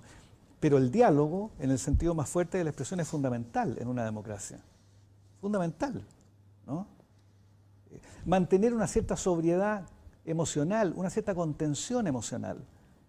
No hacer del miedo un espectáculo cotidiano, ¿no? Del sufrimiento como si fuera, por decirlo así, un acontecimiento digno de ser transmitido por televisión. Cuesta tanto tener una cierta sobriedad emocional, una cierta contención intelectual frente a los problemas. Yo creo que eso es lo que nos hace falta. Pero si todo va a ser payasear o banalizar el sufrimiento, los problemas que tenemos, eludir el debate público de importancia, etcétera, estamos perdidos. Algo de esto ya lo vimos el 18 de octubre, Cristian. Sí, yo te quería preguntar, ¿no? El 18 de octubre fue el inicio, parte de esto, digamos. ¿Cómo analiza o cómo juzga la actividad de los periodistas? Ya saquemos los matinales, en general del periodismo chileno en el 18 de octubre. ¿Cuál es tu diagnóstico de análisis? Yo creo que el periodismo chileno, pero sería injusto hablar del periodismo, ¿verdad? Porque yo creo que todos o casi todos incurrieron en eso. Yo vi a rectores, académicos, intelectuales, periodistas, etcétera, presos de un simplismo, en mi opinión, inexplicable. El simplismo consistió en explicar todo lo que había ocurrido el 18 de octubre como consecuencia de la desigualdad. Yo no digo que Chile no sea un país desigual, por supuesto que lo es, pero no es verdad que sea el país más desigual de América Latina, no es verdad que sea uno de los países más desiguales del mundo, no es verdad que la herida de la desigualdad se hubiera incrementado en los últimos 30 años, nada de eso era cierto. Y sin embargo, intelectuales, académicos, periodistas lo repetían como una verdad suficientemente asentada, eludiendo el problema fundamental.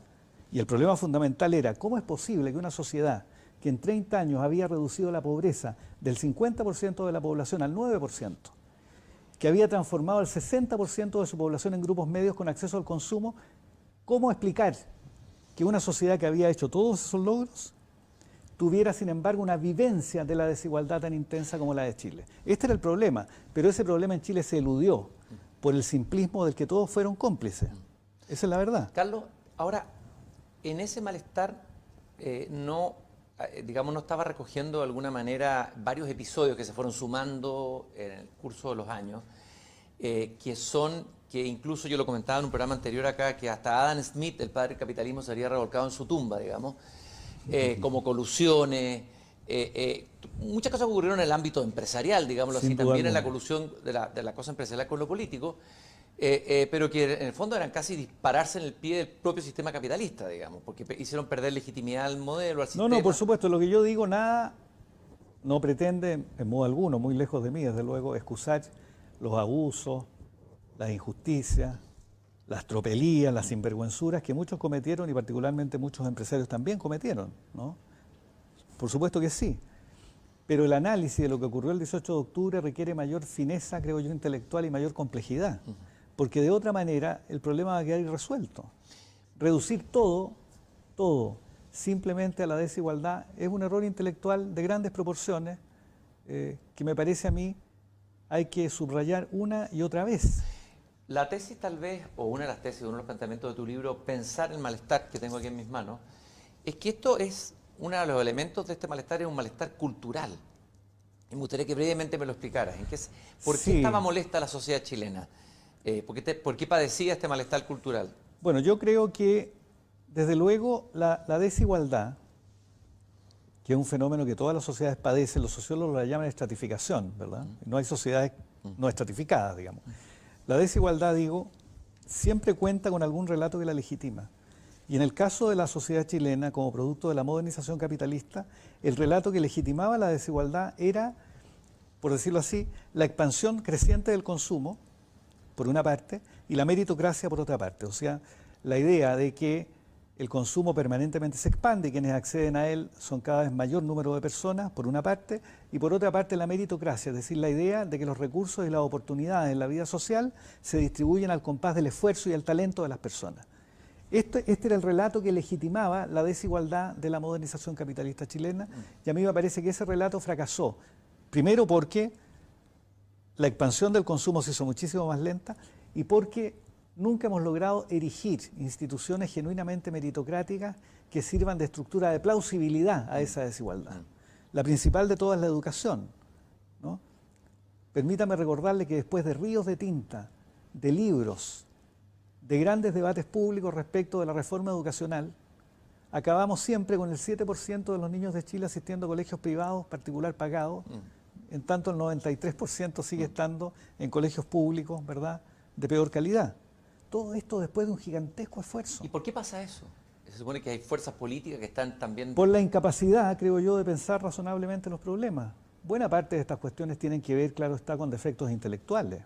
Hemos estado presos en la esfera pública chilena de un simplismo, lo he dicho muchas veces y lo repito ahora, de un simplismo increíble, ¿no? Los problemas que experimentaba Chile hacia el segundo gobierno de la presidenta Bachelet se redujeron todos al problema del lucro, recordémoslo. El lucro era la causa de todos los males. ¿Y no era el problema el lucro?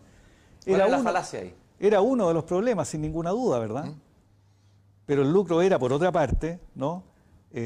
Por decirlo así, el dispositivo fundamental de una modernización capitalista. Pretender, ¿no?, abolirlo del todo era evidentemente un error, ¿no? No era el problema ese. Eran la falta de regulación, la falta de reglas en el sistema educacional y universitario, ¿para qué decir? Las fuertes inequidades en el diseño educacional que hacían que la escuela fuera reproductora del origen social de los niños en vez de proveer genuinas oportunidades de ascenso o de movilidad. Esas eran las causas.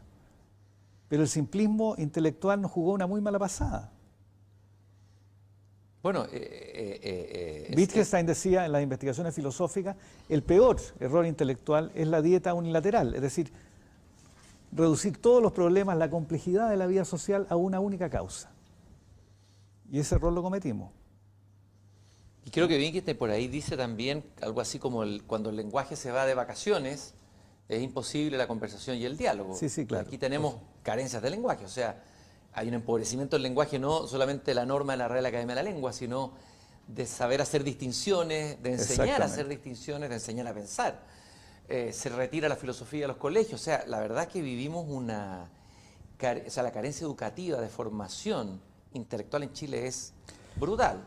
Claro, de alguna manera se ha cometido también el error de pensar, ¿verdad?, que la tarea educativa es preparar a las personas para el mundo del trabajo fundamentalmente, proveyendo destrezas técnicas. No, la educación es bastante más que eso, desde luego, ¿no? Y lo que tú mencionas del lenguaje, por supuesto que es fundamental. La carencia de lenguaje es la carencia de mundo. Finalmente, la manera en que experimentamos el mundo, la cantidad de matices que seamos capaces de apreciar en él, la diversidad que pueda resplandecer ante nuestros ojos depende del vocabulario que manejemos. Una persona que tiene poco vocabulario, que emplea toscamente las palabras, bueno, tiene una visión y una experiencia del mundo más simple, más uniforme, menos tolerante. Solo se aprecia la diversidad de la vida, ¿verdad?, cuando se tiene un cierto sentido de complejidad de las cosas, y eso es fruto del lenguaje. El lenguaje es la casa del ser. Eso decía Heidegger, sí. Y bueno, y en eso, muy bueno, y en eso Wittgenstein también estaba de acuerdo, desde luego, ¿no? Bueno, si nuestra casa del ser está deteriorada, nuestro ser está deteriorado también, ¿no es cierto? Pero por supuesto, pero pensemos además, Cristian, que el lenguaje es el lugar donde nos encontramos todos. Lo único que tenemos en común es el lenguaje. El lenguaje nos permite vincularnos con quienes nos antecedieron y ya se fueron, ¿no? Las palabras que hoy día hablamos las acuñaron otros que ya no están, y nosotros estamos hablando un lenguaje y modificándolo para legarlo a otros que vendrán mañana. El lenguaje tiene una cierta intemporalidad. Es tal vez la única forma de eternidad que está a nuestro alcance. Nos permite la memoria. Gracias al lenguaje somos capaces de recordar a nuestros muertos, a las personas que nos importan. Somos capaces de soñar, de tender compromisos, de mirar la complejidad del mundo, de tener dudas. Pero claro, si nos acostumbramos a comunicarnos con 140 caracteres y con reacciones estomacales en Twitter, estamos perdidos. Hay un sabio chino cuyo nombre he olvidado, muy antiguo, taoísta, parece que decía que las crisis de las civilizaciones, refiriéndose a las crisis que habían habido en China, comenzaban con las crisis del lenguaje. Y que por eso que los emperadores tenían poetas en las cortes y se preocupaban del lenguaje como un tema principal de su gestión. Habría que llevar poetas tal vez y filósofos a la corte, no sé si te parece. A mí me parecería una muy buena idea, sin duda. Dar a leer más novelas, poesía, ensayos tal vez, ¿no? Porque finalmente todo lo valioso que tiene nuestra cultura, no digo que vaya a ser la única, ni digo tampoco que no vaya a cambiar alguna vez, pero lo que hoy día conocemos como cultura, las instituciones de la cultura tienen o se erigen sobre un dispositivo que no hay que olvidar que es el libro, ¿no? Toda la cultura descansa y reposa sobre el libro y sobre la virtud de la lectoescritura, saber leer y saber escribir bien. Esas son las grandes virtudes, digámoslo así, de la cultura como hasta hoy día la conocemos, ¿no? Y gracias al dispositivo que es el libro. Que esto que tengo aquí en mi mano, ¿no? Exactamente. O sea, libro. En derredor del libro, del dispositivo, se organizan un conjunto de prácticas culturales y de virtudes intelectuales. Si uno cambia el dispositivo, es probable que estas prácticas también desaparezcan, ¿no? Ahí hay un tema tremendo. Hoy día toda la educación termina siendo online. Y estamos condenados, los profesores, los alumnos, nuestros hijos, etcétera, los colegios, a jugársela en esa cancha digital, que está bien, es un instrumento que afortunadamente existe y ha permitido por lo menos mantener una relación, Pero hay algunos que, Núquio Ordine particularmente, lo entrevisté hace unas semanas atrás, en un programa de radio que tengo, alertaba sobre que había un entusiasmo en algunos rectores italianos de que ahora toda la educación universitaria se iba a digitalizar, que eso iba a cambiar la educación. ¿Cuál es tu planteamiento sobre el riesgo que implicaría digitalizar? Yo creo que esa es una gran educación? pérdida. Lo que hoy día llamamos universidad, es verdad, la universidad es muy antigua, ¿verdad? Tiene, no sé, 8 o 9 siglos. Pero lo que hoy día llamamos universidad es la universidad moderna, la universidad nacida en los albores del siglo XIX, fundamentalmente, la universidad napoleónica, la universidad alemana. La universidad es una institución cultural que se erige sobre el libro y cuya virtud, la principal virtud que cultiva, es la virtud de la lectoescritura, saber leer y saber escribir. Nada de esto puede ser suplantado o sustituido por los medios virtuales, ¿no? Tampoco nada de eso podrá, me parece a mí, suplir una de los quehaceres principales de la educación, que es la imitación, la mímesis, ¿no?, que el estudiante va efectuando poco a poco con el profesor cuando el profesor tiene suficiente valor y es un hombre realmente talentoso. Ese tipo de cuestiones que la educación hace posible y que permiten que la cultura de una generación vaya transmitiéndose a otra generación en esta especie de cadena sin fin del tiempo y de la cultura, ¿no?, puede romperse si nos dejamos seducir por el espejismo de la educación a distancia, creyendo que es inocente, es decir, creyendo que el medio telemático es neutro, que cumple el mismo papel de soporte del libro. No, el libro no es un soporte. Leer un libro exige virtudes, quehaceres, un esfuerzo que la pantalla no exige, ¿no? La pantalla permite saltar de un lugar a otro en un menú permanente de opciones, sin sosiego y sin pausa. El libro exige reflexión, dificultad y pausa. E incluso silencio. ¿No? Y silencio. Que es fundamental. Claro. Los alumnos tienen algo de razón cuando reclaman que la educación a distancia está bien para salir del momento excepcional que estamos viviendo, pero imaginarlo como un momento o como un mecanismo permanente de educación a mí me parecería también un error. Carlos, en los últimos minutos que nos quedan, obviamente que en algún momento, no digo que vayamos a volver a una nueva normalidad, eso no lo sabemos, no quiero anticiparme ni ser profeta. La verdad es que la deriva de este virus puede tener muchas derivas y todavía hasta la ciencia tiene dudas de su comportamiento y no tiene certeza absoluta. Y por lo tanto, lo único que tenemos cierto es que vamos a ser más pobres que antes. Sí. Y que Chile va a experimentar una recesión brutal, la está experimentando ya no solamente Chile, sino y el mundo. A ver, nosotros veníamos de un momento de entusiasmo, que fue la gran movilización del 18 de octubre, que tuvo sus elementos positivos y sus elementos negativos, eso ya lo hemos conversado varias veces, ¿no? Una ciudadanía empoderada, está bien, que quiere manifestarse pacíficamente, excelente. Otra dimensión negativa, la destrucción, el nihilismo callejero, etcétera, etcétera, etcétera. Tú hablas de pasar de una política del entusiasmo a una política del escepticismo, digámoslo incluso una política de la escasez. Y me gustaría que habláramos de esa transición, que no va a ser tan fácil de hacer, digamos. Es cambiar estado de ánimo, es cambiar... Sí.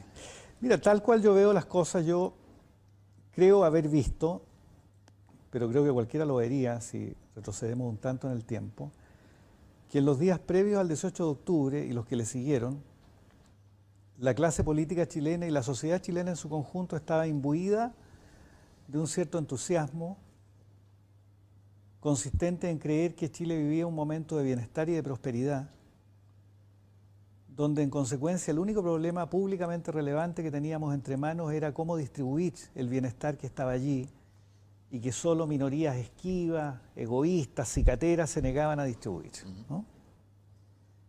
La idea de una élite corrupta, viciosa, avariciosa. ¿Y no hay algo de eso, de verdad? Hay algo de eso, por supuesto, pero de nuevo es un simplismo, ¿verdad? Que atesoraba toda la riqueza impidiendo que ella se distribuyera entre todos. Era una imagen simplista que tenía algo de verdad, sin ninguna duda, pero que como imagen, digámoslo así, inspiró buena parte de la política del 18 de octubre, en la izquierda y en la derecha, ¿no? La idea que era el momento de hacer demandas incondicionales bajo la forma de derecho y que la política consistía en consecuencia en poner bajo la forma de derecho cualquier interés incondicional que pareciera suficientemente justificado. Esta idea de la política, creo yo, va a tener inevitablemente que ser sustituida por una política del escepticismo, una política más bien que atienda a la triste muralla de la escasez, a la triste realidad de la escasez, que va a obligar a la sociedad chilena a contener las expectativas, a liderazgos políticos responsables capaces de orientar las fuerzas de la ciudadanía hacia la recuperación progresiva del bienestar. No para que las élites, para despejar esto desde ya, sigan atesorando riqueza, no, para salvar el destino vital, la peripecia vital de ese gigantesco número de chilenos y chilenas que había logrado en los últimos 30 años escapar del fantasma de la miseria para alcanzar niveles de consumo que son tan importantes para la dignidad humana, ¿no?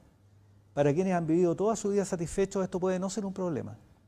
para las grandes mayorías chilenas, la mitad de las cuales, repito por enésima vez, vivían en la pobreza a fines de la dictadura, lo que han logrado estos 30 años es una cuestión fundamental, que tiene que ver con la dignidad personal, con la autonomía personal, ¿no? Tenemos que salvar eso. Este es el gran desafío del Chile inmediato. Lograr que esas personas que han logrado el bienestar, un bienestar escaso es cierto, un bienestar del que muchos se burlaban, pero que es muy relevante, no se venga abajo como si fuera una quimera que de pronto desapareció, ¿no? Este es el gran desafío de la política chilena, pero para encarar ese desafío se requiere políticos con grandeza.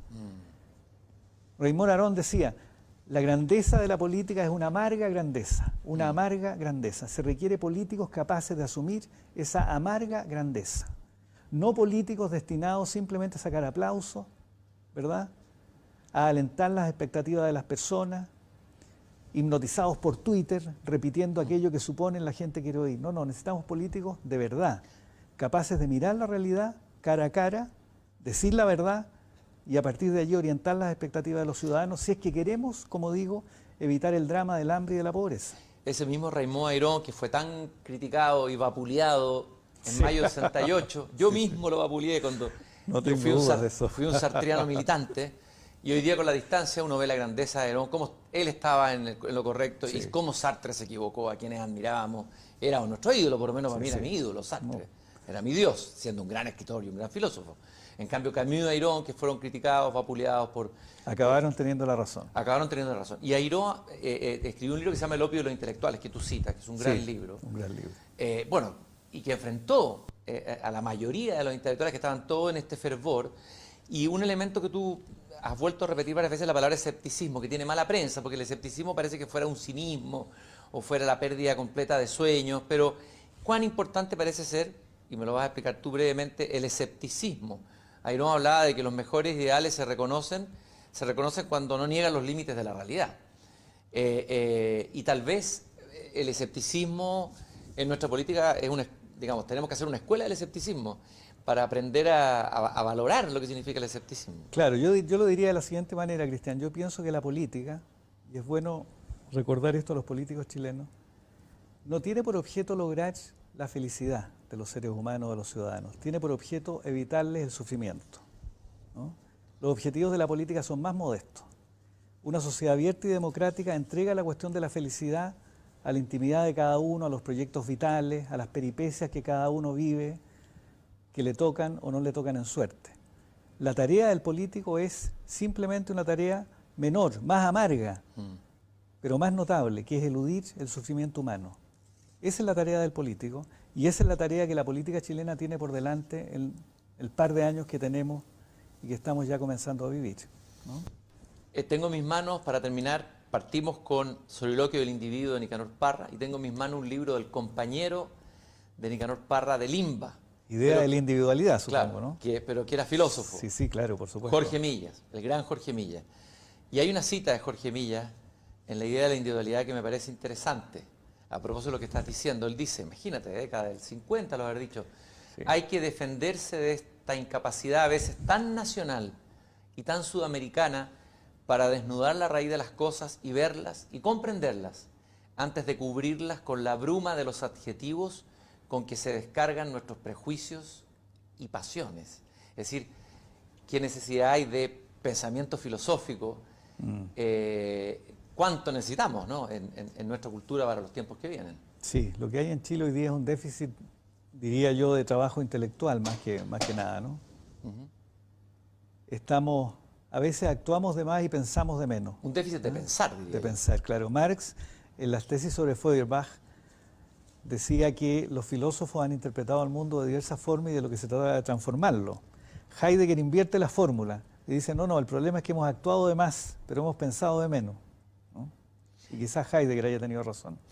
Carlos, yo te agradezco mucho haber compartido con nosotros esta reflexión y habernos ayudado a todos. Creo que ha sido un momento reflexivo, con pausa además, no ha sido con la velocidad que a veces requieren los programas de televisión. Tenemos este espacio que es un espacio de libertad sin duda, y de conversación, pero lo que más me queda de todo lo que tú has dicho es cuán importante es el pensar, cuán crucial es, y sobre todo en los momentos de crisis. necesitamos pensar más, necesitamos más reflexión, necesitamos más filosofía, necesitamos más intelectuales como tú. Muchas gracias, Carlos, por haber aceptado la invitación a venir. Muchas gracias a ti, Cristian, por invitarme. Siempre es un placer hablar contigo. Muchas gracias a todos los que nos han acompañado. Espero que hayan disfrutado de este banquete de ideas, pudiendo discrepar, pudiendo no estar de acuerdo en todo. Lo importante es siempre aprender del otro. Carlos Peña citaba a Humberto Giannini. Giannini decía, la conversación es la más alta forma de la hospitalidad humana. Y espero que ustedes hayan sido todos acogidos aquí, Carlos también. Y los invito al próximo En Persona, el próximo domingo a las 7 de la tarde con Javiera Parada. Nos encontramos entonces. Muchas gracias.